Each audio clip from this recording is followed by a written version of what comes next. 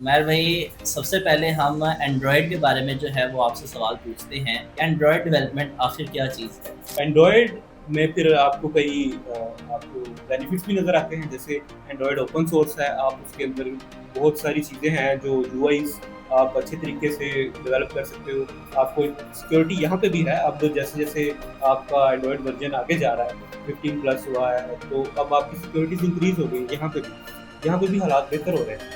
लेकिन कहने का मतलब ये है कि यूज़र्स बहुत ज़्यादा एंड्रॉयड की तरफ आ रहे हैं। तो एंड्रॉयड डेवलपमेंट के लिए अगर कोई बिगिनर लेवल पे स्टार्ट करना चाहता है, जो हमारे स्टूडेंट्स देख रहे हैं, तो क्या उनके पास एक पावरफुल मशीन होना ज़रूरी है और कोडिंग स्किल्स उनके स्ट्रॉन्ग होना ज़रूरी है या नहीं? ऑनेस्टली मुझे वैसे ज़्यादा पसंद जो है वो iOS है, क्योंकि उसमें एक तो होता है ना कि एट द एंड आपको सपोर्ट एप्पल की तरफ से क्या मिल रहा है।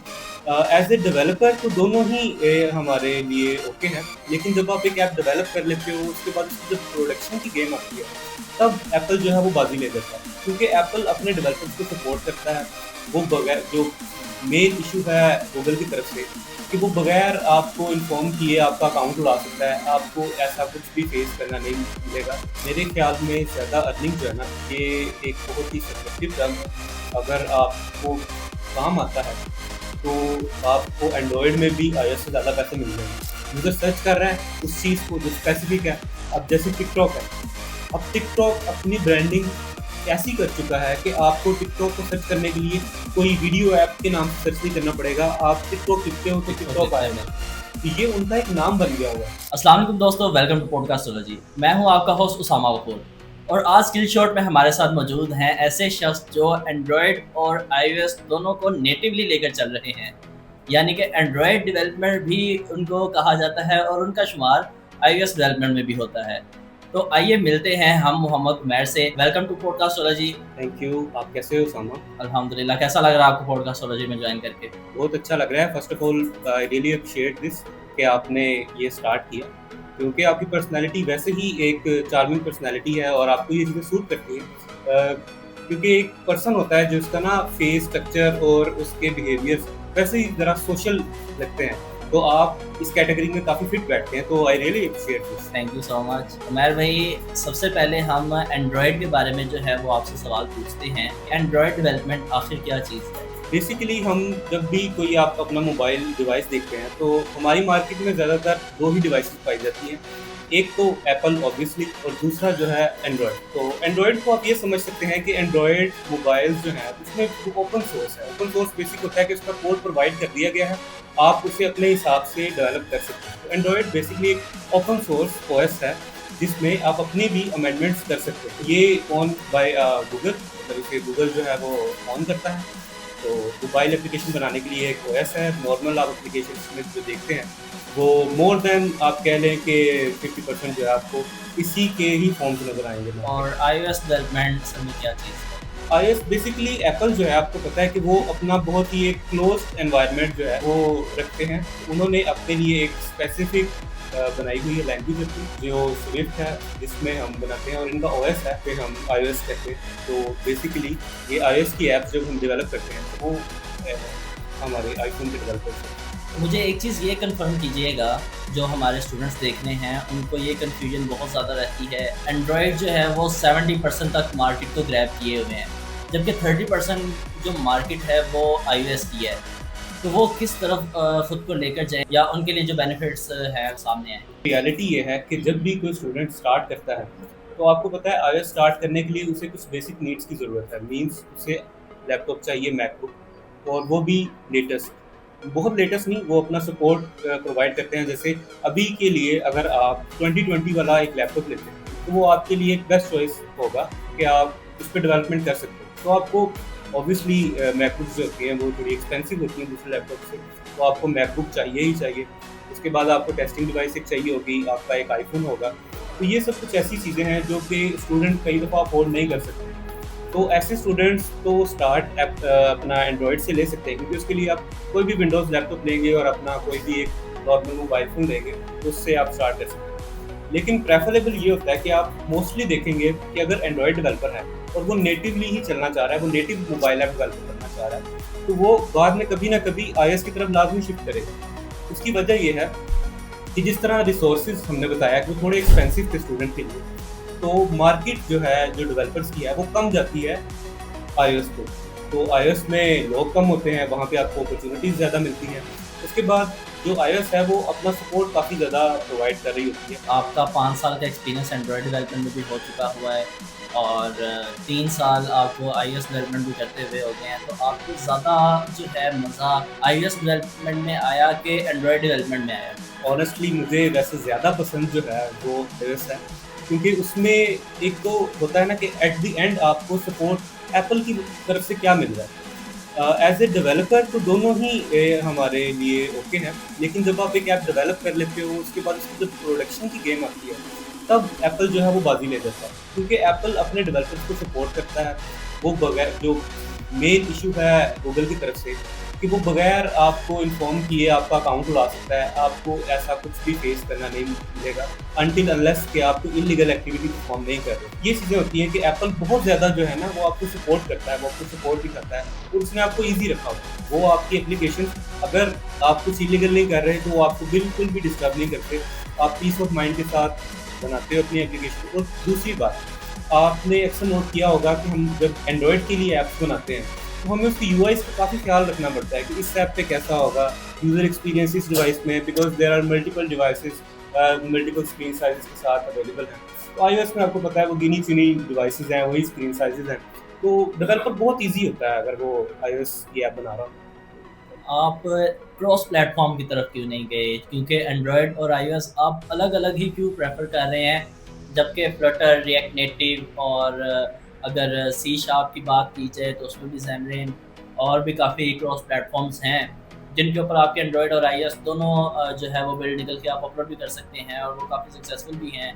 तो आप क्रॉस प्लेटफॉर्म को क्यों नहीं रिकमेंड करते? अच्छा, वो मेरे ओपिनियन के तौर पे तो ये है कि मैंने स्टार्टिंग में जब एंड्रॉयड से स्टार्ट किया उसके बाद मैंने थोड़ा सा फ्लटर को सीखने की कोशिश की। अब फ्लटर जो है तो ऑब्वियसली ये मेरा ओपिनियन है और एक थोड़ा टेक्निकल भी है, कि अगर आप छोटी ऐप्स बनाना चाह रहे हो, मतलब अगर आपका स्कोप है कि आप स्मॉल स्कोप ऐप्स बनानी है, आपने कुछ छोटी मोटी ई कॉमर्स की ऐप्स, तब आप कर सकते हो उसको परमानेंटली अपना जो क्रॉस प्लेटफॉर्म। अगर आप किसी बड़ी ऐप की तरफ मूव करते हो इसमें आपको लॉट ऑफ कस्टमाइजेशंस करनी है, आपको सिक्योरिटी इश्यूज आएंगे उसके अंदर, तो आपको लाजमी तौर पे जो है वो नेटिव का पता होना चाहिए। अगर आप नेटिव डेवलपमेंट नहीं सीखते तो आप एक बड़ी ऐप को क्रॉस प्लेटफॉर्म पर भी नहीं बना सकते। तो जब एट द एंड आपको नेटिव की हाँ नाव लेनी ही पड़ेगी, आपको एक्सपोर्ट में जाना ही पड़ेगा बिल्ड वगैरह बनाने के लिए, तो व्हाई नॉट अगर आप नेटिव की तरफ यूज करें। तो एंड्रॉयड डेवलपमेंट के लिए अगर कोई बिगिनर लेवल पे स्टार्ट करना चाहता है, जो हमारे स्टूडेंट्स देख रहे हैं, तो क्या उनके पास एक पावरफुल मशीन होना ज़रूरी है और कोडिंग स्किल्स उनके स्ट्रॉन्ग होना ज़रूरी हैं या नहीं? कोडिंग स्किल्स तो ऑब्वियसली आपके स्ट्रॉन्ग होने ही चाहिए। दरअसल ये चीज़ इस तरह से स्टार्ट होती है कि अगर आपने सिर्फ इस लिए डेवलपमेंट करनी है कि मुझे अपनी एक ऐप बनानी है और बाकी इसको अपना फुल टाइम अपनी जॉब या अपना करियर नहीं बनाना, तो तब तो ये माइंडसेट आपका चल सकता है कि आप बगैर कोडिंग सीखे भी ऐप्स, क्योंकि अब एआई का दौर है, आप हल्की फुल्की हाउ नाउ ट्यूटोरियल्स देख के एप्लीकेशन बना सकते हैं। तो ऑन दी अदर हैंड अगर आप जाते हो डिवाइस की तरफ, तो डिवाइस आपको बहुत ज़्यादा कोई ऐसे जैगेंटिक पीसीस की ज़रूरत नहीं है।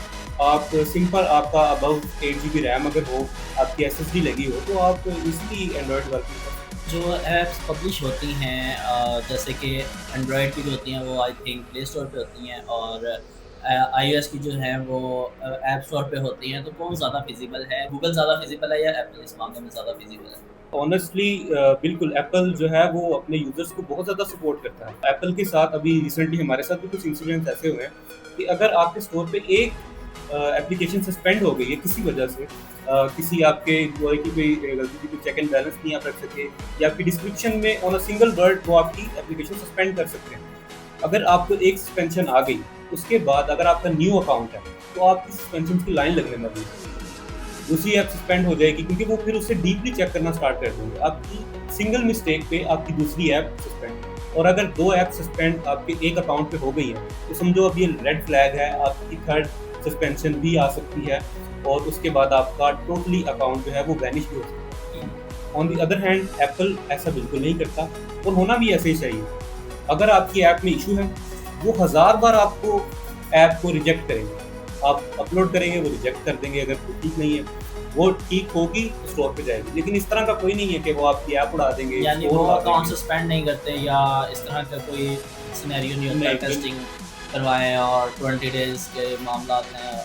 वो बहुत रेयर केसेस हैं, और वो भी तब हैं जब आपने कुछ इलीगल परफॉर्म किया। पहली बात तो वो जाने नहीं देंगे। अगर आपने कुछ कोडिंग वाइज कुछ टेक्निकली छुपा के चीज़ें रखी हैं, बाद में आप उसे रिमोट कॉन्फ़िग से इनेबल कर रहे हैं, कुछ गैम्बलिंग चला रहे हैं या कुछ इलीगल एक्ट परफॉर्म कर रहे हैं, तो तब तो ऑब्वियसली वो एक्शन लेंगे, और उनको होना भी चाहिए।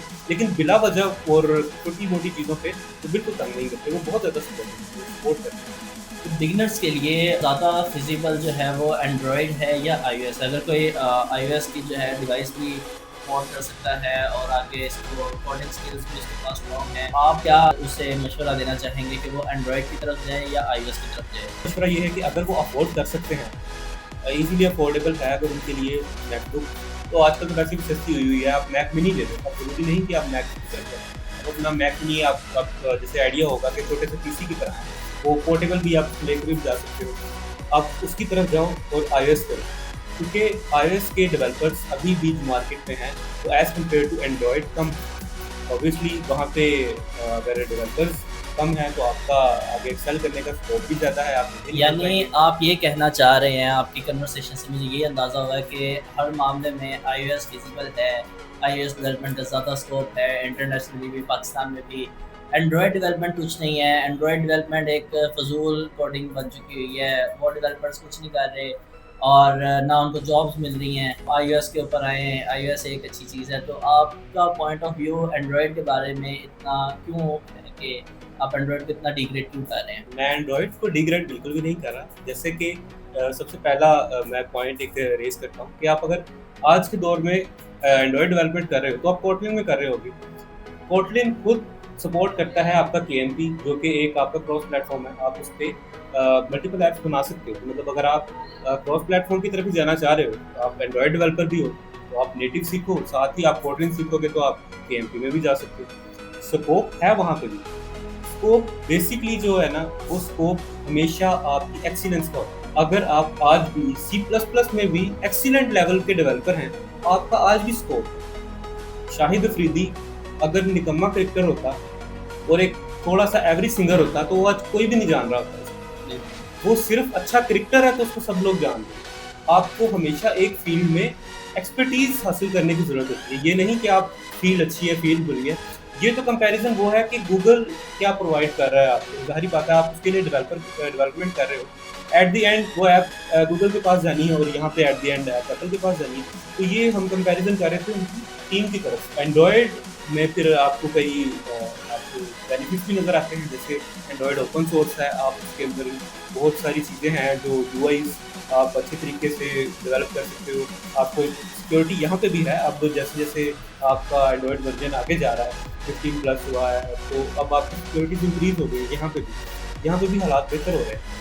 लेकिन कहने का मतलब ये है कि यूजर्स बहुत ज़्यादा एंड्रॉयड की तरफ आ रहे हैं। अगर नई जनरेशन ने कहीं निकलना है, वो एंड्रॉयड भी अगर स्टार्ट कर रहे हैं, तो फर्स्ट प्रायोरिटी ये होनी चाहिए कि आपकी स्किल्स जो हैं वो बहुत अच्छी हो, तब आप एंड्रॉयड में भी बहुत अच्छे हैं।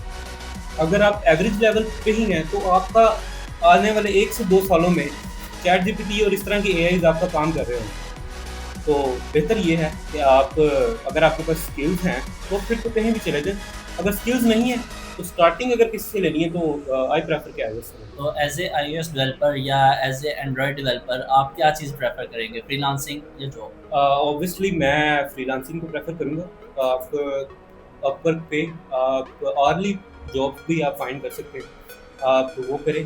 वो ऑब्वियसली आपको ज़्यादा पे करेंगी। लेकिन एक ये है कि आपकी माइंड की जो ग्रूमिंग है ना, वो बहुत ज़रूरी चीज़ है। आपको डिसिप्लिन आना चाहिए। अगर आप पहले से ही एक डिसिप्लिन पर्सन हैं, तो फिर तो आप इस चीज़ को अवॉइड कर सकते हैं। आप डायरेक्ट स्टार्ट ले लें अपना फ्रीलांसिंग से। अगर आप अपने आप को थोड़ा सा डिसिप्लिन करना चाहते हैं, तो मेरा आपको एक सजेशन है कि एटलीस्ट 1 से 2 साल जो है वो आप मार्केट में निकलो। आपको पता चले कि कॉर्पोरेट जॉब्स कैसी होती है, मार्केट किस तरह की है।